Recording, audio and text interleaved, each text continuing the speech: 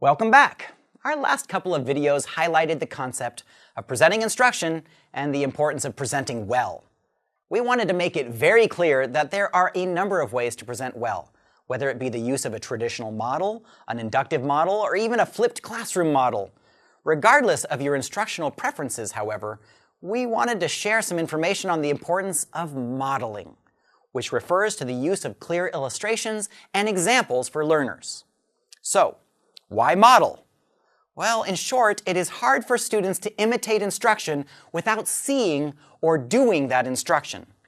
Just as a reference point, if I told you I wanted you to make a paper airplane, for example, would you prefer to follow along with me while I made a paper airplane with you?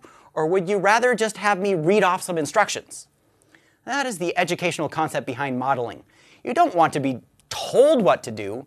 You want to be shown, given examples and guides to help you out. You want to perform the task with me.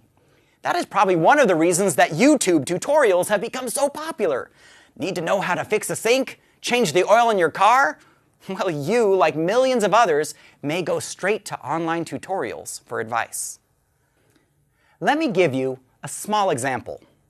Paper. Thank you. Elaborating on the paper airplane illustration I just mentioned, to demonstrate just how powerful modeling is. First, I'm going to take this piece of paper, and if you have a piece of paper, well, feel free to join along with me. I want you to fold a paper diagonally, and fold it from the top right corner to the bottom left corner so that the two corners are touching. Fold it in half. Good. And then unfold it.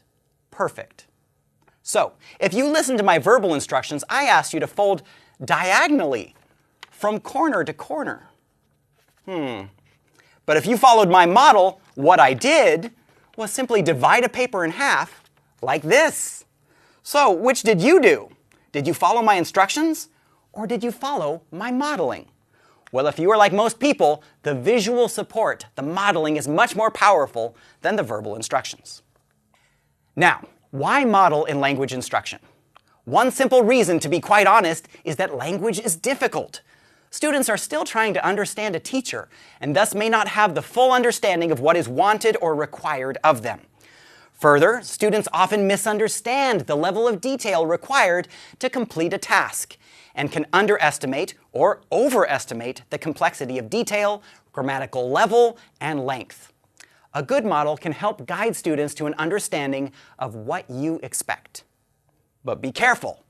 Often providing a single model can cause students to follow the model so closely that they do not produce original speech or thought. Thus, a model can actually inhibit student production because it can limit creative thinking. I have seen my students end up repeating much of the same thing they have just seen or read in the model I have provided. So, 2 hints. First, provide more than one model.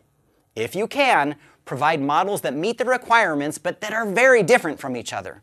You can even use these competing models to evaluate the strengths and weaknesses of each model. There is no doubt that I have had brilliant students write brilliant poems, paragraphs, essays, and so forth that are very different from each other. Make sure you collect strong student work so that you can use them as templates in future classes. I always keep the best stuff. And that is how I am able to show more than one model.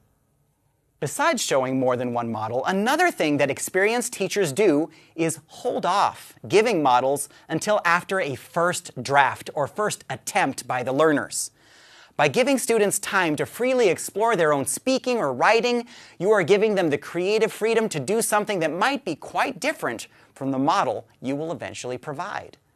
When you introduce a model at a later time, they can compare their own writing to the model rather than simply copy. All right, that is all for now. In our next video, we are going to have our 3 teachers demonstrate different kinds of modeling and show off their expertise once again. See you then.